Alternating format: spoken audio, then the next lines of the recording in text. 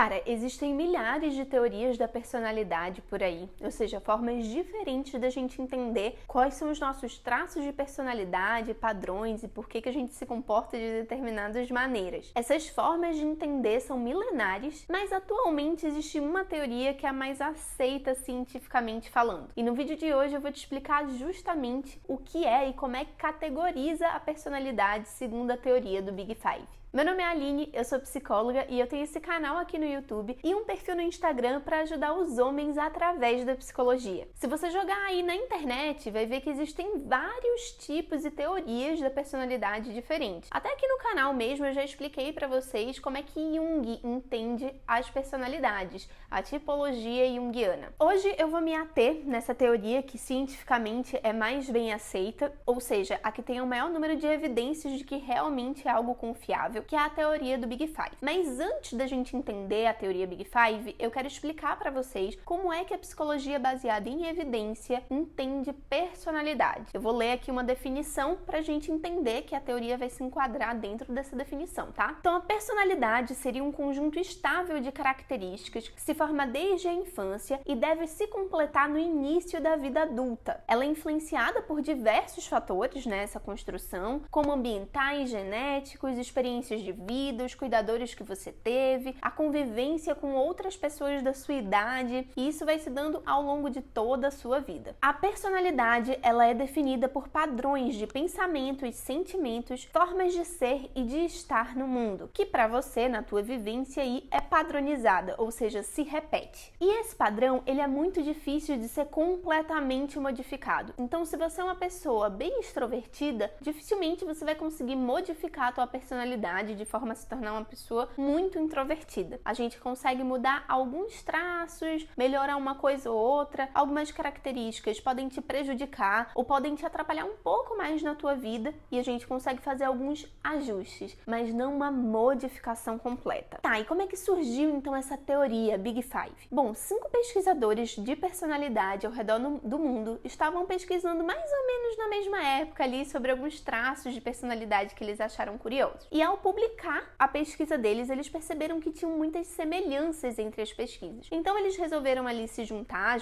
esforços e montar uma teoria só, mais robusta. Isso é bem interessante porque a gente percebe que, por mais diferentes que sejam os pesquisadores, por amostras diferentes que eles tivessem, eles encontraram resultados comuns. Então ainda dá mais fidedignidade para a pesquisa e para a teoria deles. A teoria Big Five, ela apresenta 5 características da nossa personalidade e diz que nós temos essas 5 características presentes na nossa personalidade, porém em maior ou menor quantidade e com uma sendo a mais predominante. Nenhuma dessas características ela é boa ou ruim por si só, tá, gente? A gente vai ver que cada uma das 5, se apresentada em muita quantidade, né, e se apresentada em baixíssima quantidade, pode trazer prejuízo, sim. Não só prejuízo, mas também algumas vantagens aí, se tiverem na medida certa. Eu vou julgar no final do vídeo melhor essas características com vocês, tá? Mostrar aqui alguns dados, inclusive comparar aí com os transtornos mentais que a gente tem. Mas antes disso, vamos entender quais são essas 5 características. São a extroversão, a abertura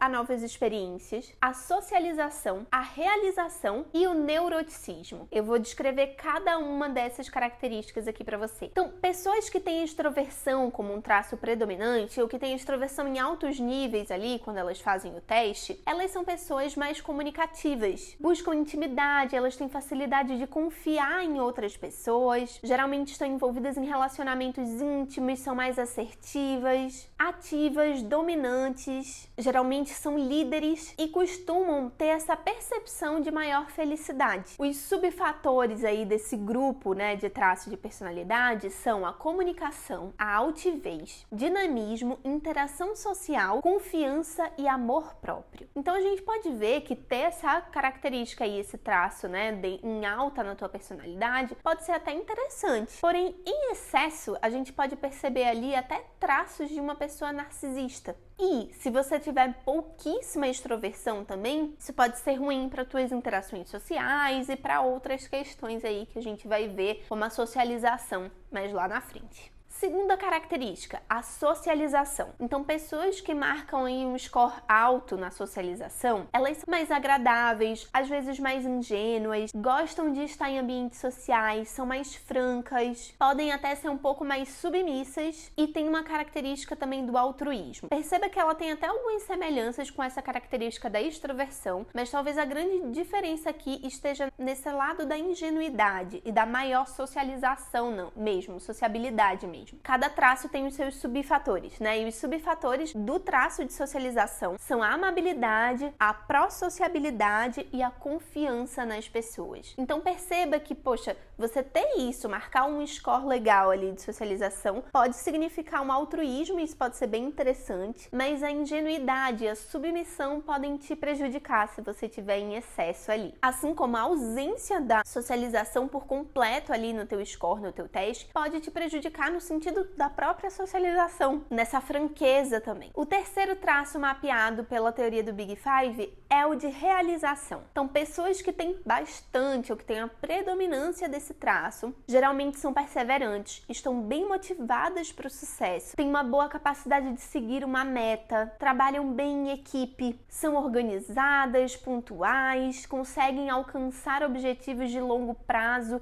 em detrimento ali de benefícios do curto prazo, ambiciosas, são movidas ali por objetivos e por metas, são pessoas dedicadas ao trabalho também. Os subfatores dessa característica são os de competência, ponderação, prudência, empenho, comprometimento e detalhismo. Então, ao mesmo tempo que você marcar um score legal pode te ajudar ali, né, ser um traço de personalidade que te ajude a desenvolver bem no trabalho, a não se acomodar ali com as primeiras dificuldades, a se manter perseverante numa meta, a ser até uma pessoa mais disciplinada. Uma pessoa que tem um alto grau de realização pode tender ao perfeccionismo, e perfeccionismo, gente, pode ser algo muito prejudicial na vida das pessoas. Perfeccionismo leva à procrastinação, leva até uma ansiedade, a você não conseguir entregar às vezes o trabalho, porque você fica sempre querendo melhorar aquilo que você está fazendo. E o quarto traço aqui de personalidade é o neuroticismo, o mais criticado de todos os 5, tá?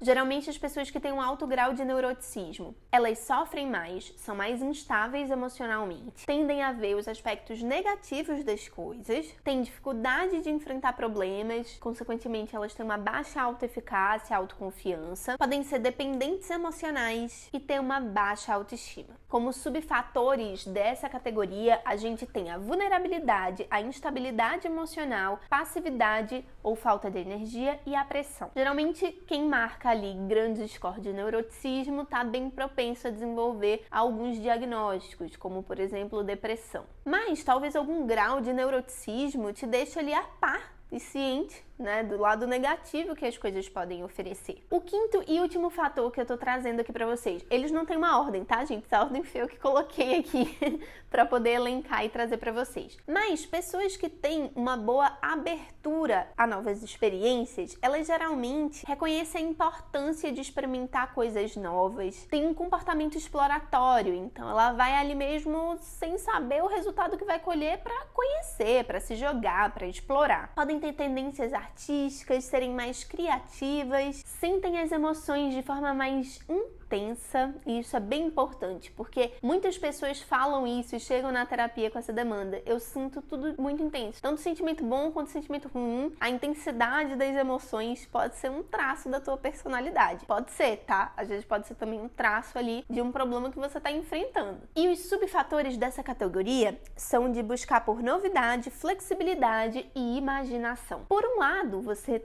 marcar um score muito alto aí na abertura a novas experiências, pode fazer com que você tenda a flexibilizar valores morais e sociais, e isso pode te dar problemas legais, inclusive, com a justiça. Em contrapartida, se você marca muito baixo nesse score, você pode ser uma pessoa mais rígida, pouco criativa, e isso te prejudicar também. Eu quis trazer esse lado positivo e negativo de cada fator para vocês entenderem e se absterem de julgamento. A ideia aqui não é ter uma personalidade certa ou errada, uma personalidade melhor ou pior do que a outra, até porque cada personalidade é única. E sim a gente entender dentro desse espectro como é que você se comporta e quais são as tuas dificuldades, os teus desafios e as tuas vantagens também. De uma maneira bem genérica, a gente pode perceber que a extroversão, ele é um fator protetivo para alguns adoecimentos mentais e o neuroticismo, ele é um fator preditor de alguns adoecimentos mentais, como eu falei para vocês até, né, no caso da depressão, mas também tem alguns outros transtornos que as pesquisas associaram. Então, pessoas que têm, por exemplo, o transtorno de personalidade borderline, o transtorno de personalidade dependente e o transtorno de humor depressivo,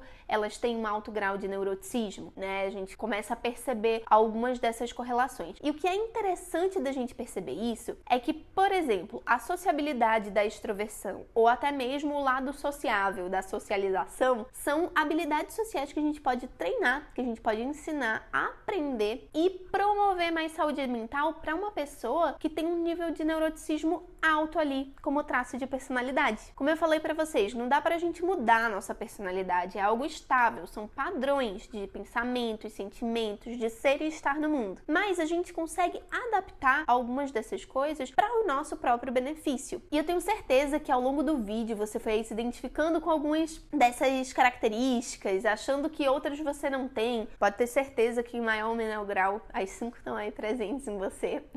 Mas não tente aqui mapear sozinho a tua personalidade, tá? Existem 2 testes do Big Five traduzidos para o português, que é o BFP e o NELP, mas eles só devem ser aplicados por psicólogos e profissionais treinados para aplicação desses testes, tá, gente? Não é todo psicólogo, qualquer psicólogo que consegue aplicar os testes. A gente precisa fazer um curso, uma formação realmente para conseguir aplicar e analisar os resultados da maneira correta. Mas, de uma maneira geral, eu espero ter te ajudado com essas informações, que você consiga perceber aí um traço ou outro em você e até mesmo identificar, se você identificou ali uma desvantagem, uma dificuldade, que você consiga procurar uma ajuda para superar isso ou para te auxiliar, para te facilitar, que isso não seja um dificultador ou simplesmente um empecilho, mas sim uma dificuldade, um desafio que você vai ter que enfrentar aí. Deixa o seu like aqui nesse vídeo se você gostou, para eu saber e trazer mais conteúdos como esse por aqui. E eu te vejo na semana que vem, na quarta-feira, com mais um vídeo. Um abraço e até mais!